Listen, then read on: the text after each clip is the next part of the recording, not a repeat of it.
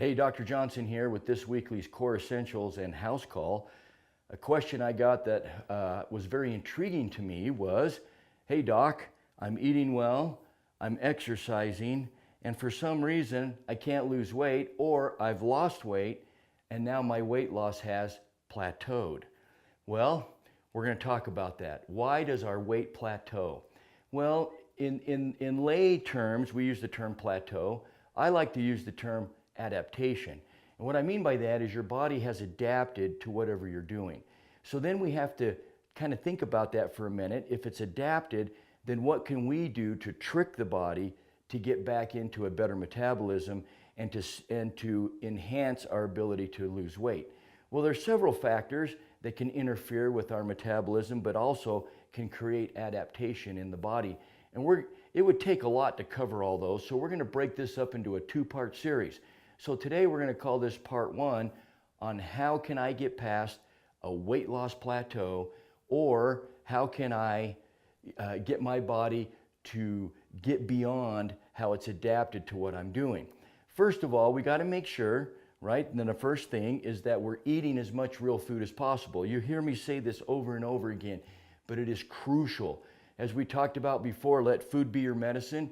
Extremely important that we're consuming as much real food as we can. And if we talk in very general terms in the world of nutrition, which we've covered extensively in talking about fats and talking about the importance of proteins, and the importance of nutrient-dense carbohydrates, but again, carbs are kind of the killer. So carbs are what's going to put weight on us, because our body will take those carbs if they're in excess, which is typical in America, and convert that into fat and store it in areas that we really don't. So if I'm eating fairly healthy and for some reason I'm not losing weight like I was before, then really monitor the amount of carbs that you're intaking on a daily basis. If you kept those around 20 grams or less, for those that count, you're going to start losing weight. So that's one tip. So look at your food and looking at the combinations of your foods, making sure you're getting lots of healthy fats. And remember, fat doesn't make you fat. Fat will not clog your arteries if it's real healthy fat, okay? Make sure you're not getting too much protein, but enough protein. About a half a gram a day on a daily basis should be adequate, meaning a half a gram per pound of body weight. I should probably throw that in. So a half a gram per pound of body weight. And again, it depends on your goals, but that's kind of on average. And then minimizing the exposure to carbohydrates for a short period of time can really help enhance your metabolism and get your body to kick into a fat burning state, which we call ketosis. So let's suppose you're doing that and you're still stuck. It's just not kicking in. Well, other things that can contribute is if we have nutritional deficiencies. For the first time in America, we're facing an epidemic that people are deficient in certain very important nutrients, in spite of possibly carrying extra weight. Because if you go back 30 or 40 years, it was extremely rare for a person that was carrying extra weight or was overweight to have nutritional deficiencies, because they were consuming plenty of food.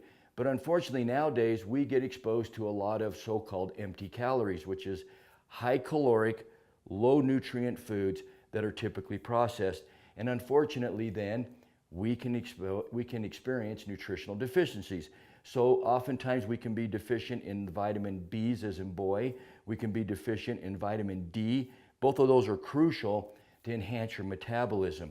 So that's something to think about. So if I'm stuck at a weight, then to either A, change the way I'm eating to eat foods that are dense in those vitamins, or to supplement those on a daily basis with high quality supplements that can help us maximize or optimize our metabolism.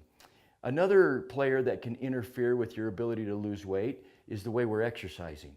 So if we're staying physically active and we're doing a lot of cardio, then that's beneficial as long as it's working for us. But if it stops working for us, then we need to change, because the body has again adapted to what we're doing. So what do? Well, we start lifting weights. So resistance training, whether that's with bands, whether that's with just lifting weights at a gym or at home, all of that can help you get past adaptation, because you can always lift heavier, or you can go lighter, do more reps, less reps. So there's always a way to kind of trick the body. Sometimes we call that muscle confusion. Muscle confusion is an interesting term because our muscles don't get confused. We get confused because our muscles are on autopilot and what we call biochemistry and physiology.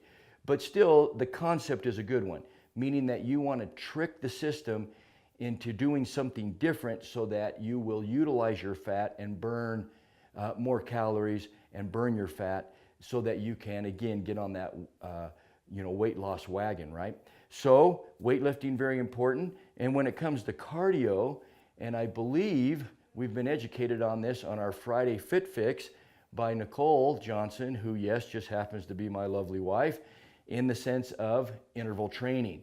So we do high intensity interval training, very important because that will help you enhance your metabolism and you'll burn more fat during exercise, post-exercise, and while you sleep that night if you do interval training. So if you haven't watched that clip that she's put out, watch it because it's very educational and it'll help you understand how to achieve your fitness goals via exercise with resistance training and incorporating HIIT. So let's recap a little bit. Number one, we got to see what we're doing in the world of what we're eating. So the combinations of our foods, fats, proteins, low carb. We want to make sure that we are exercising properly, and we want to make sure that we're supplementing properly. Okay.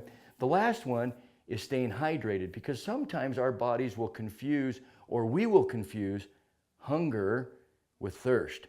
So it's always smart to drink plenty of water, and if you're feeling hungry, to go ahead and drink as much purified water as you can. And if you do, oftentimes that will suppress your hunger or satisfy you because it was more of a thirst issue than it was truly a hunger issue. So that's another little trick that you can try in the sense of when you're stuck and you're not losing weight or you have plateaued your weight, because staying hydrated and making sure that you're drinking enough so that you are urinating frequently on a daily basis, then you're going to wash toxins from your system and you'll detoxify.